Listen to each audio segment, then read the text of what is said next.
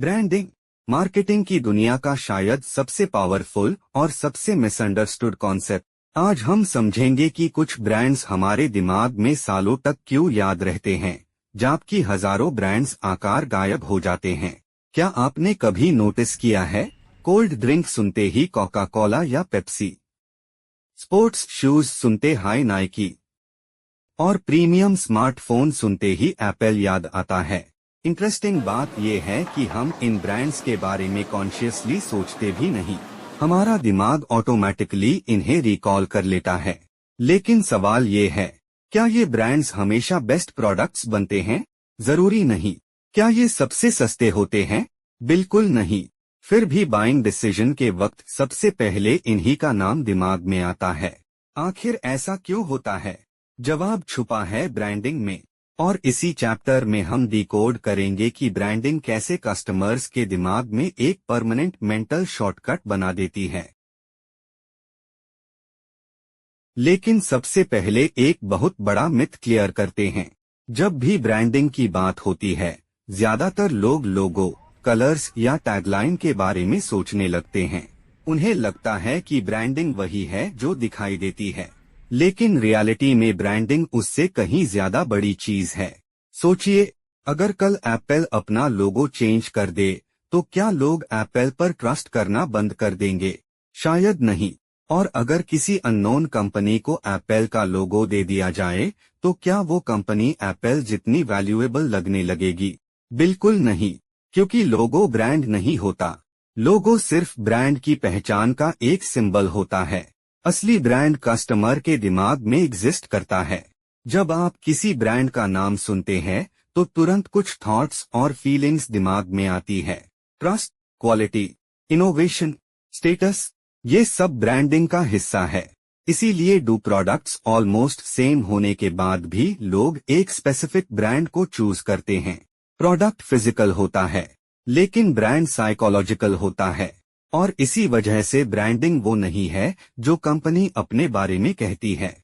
Branding वो है जो कस्टमर्स उसके बारे में सोचते, फील करते और याद रखते हैं। अब सवाल ये है, अगर ब्रांडिंग कस्टमर के दिमाग में एग्जिस्ट करती है, तो कुछ ब्रांड्स वहां परमानेंट जगह कैसे बना लेते हैं? इसका जवाब है मेंटल अवेलेबिलिटी। सिंपल शब्दों में, जब कस्टमर किसी प्रोडक्ट कैटेगरी के बारे में सोचे, तो सबसे पहले आपका ब्रांड उसके दिमाग में आना चाहिए। सोचिए, आपको कॉफी पीनी हो, एक स्मार्टफोन खरीदना हो या ऑनलाइन शॉपिंग करनी हो, कुछ स्पेसिफिक ब्रांड नेम्स तुरंत दिमाग में आ जाते हैं। ये लक नहीं है, ये सालों से बनाई गई मेमोरीज का रिजल्ट है।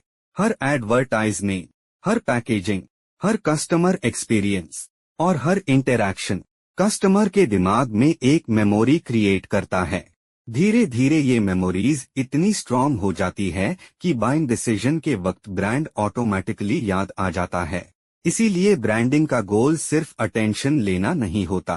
ब्रांडिंग का गोल होता है याद रहना, क्योंकि मार्केट में अक्सर बेस्ट ब्रांड नहीं जीतता, सबसे पहले याद आने वाला ब्रांड जीतता है। अब एक और इम्पोर्टेंट सवाल, अगर याद रहना इतना जरूरी है, तो ब्रांड्स कस्टमर्स के दिमाग में याद कैसे रहते हैं? जवाब है कंसिस्टेंसी। स्ट्रॉन्ग ब्रांड्स हर जगह एक जैसा एक्सपीरियंस क्रिएट करते हैं।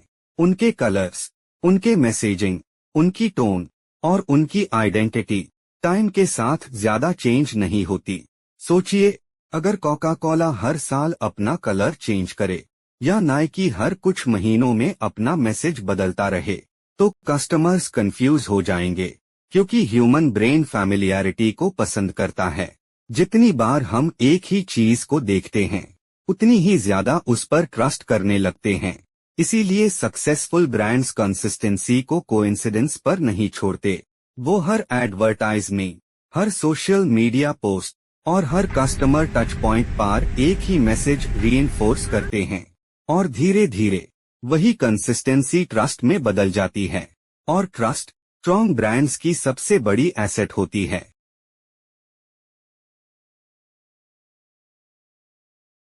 अब तक हमने देखा कि ब्रांड्स याद कैसे रहते हैं, लेकिन कुछ ब्रांड्स सिर्फ याद ही नहीं रहते, वो कस्टमर्स के साथ इमोशनल कनेक्शन भी बना लेते हैं और यही इमोशनल कनेक्शन ब्रांडिंग को पावरफुल बनाता है।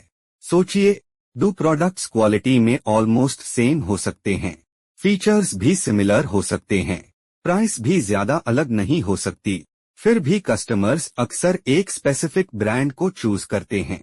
क्यों? क्योंकि इंसान सिर्फ लॉजिक से डिसीजंस नहीं लेता, हम इमोशंस और लॉजिक दोनों का कॉम्बिनेशन होते हैं। रिसर्च बार बार दिखाती है कि इमोशंस बाइंग डिसीजंस पर बहुत बड़ा इम्पैक्ट डालते हैं।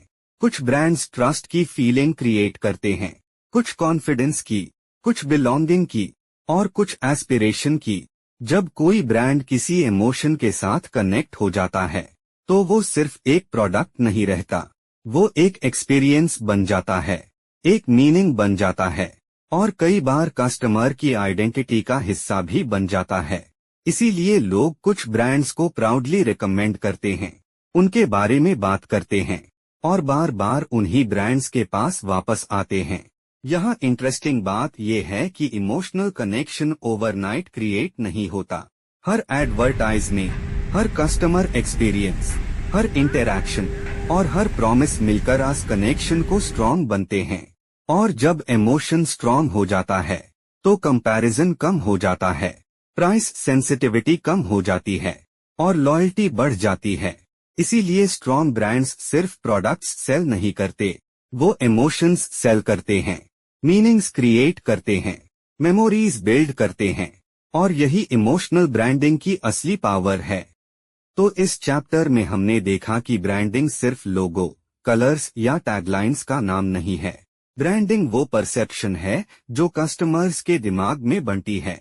हमने समझा कि स्ट्रॉन्ग ब्रांड्स याद कैसे रहते हैं, कंसिस्टेंसी ट्रस्ट कैसे बनती है, इमोशंस लॉयल्टी कैसे क्रिएट करते हैं और पोजीशनिंग कस्टमर के माइंड में एक यूनिक जगह कैसे बनती है। लेकिन शायद ब्रांडिंग की सबसे इम्पोर्टेंट बात यह है, प्रोडक्ट्स स्टोर्स में रहते हैं लेकिन ब्रांड्स कस्टमर्स के दिमाग में रहते हैं और जो ब्रांड दिमाग में जगह बना लेता है उससे मार्केट में जीतना बहुत आसान हो जाता है। इसी के साथ चैप्टर 1 यही कंप्लीट होता है। मैं हूँ सुरभि गुप्ता, मिलते हैं नेक्स्ट चैप्टर में। Until then keep learning, keep growing.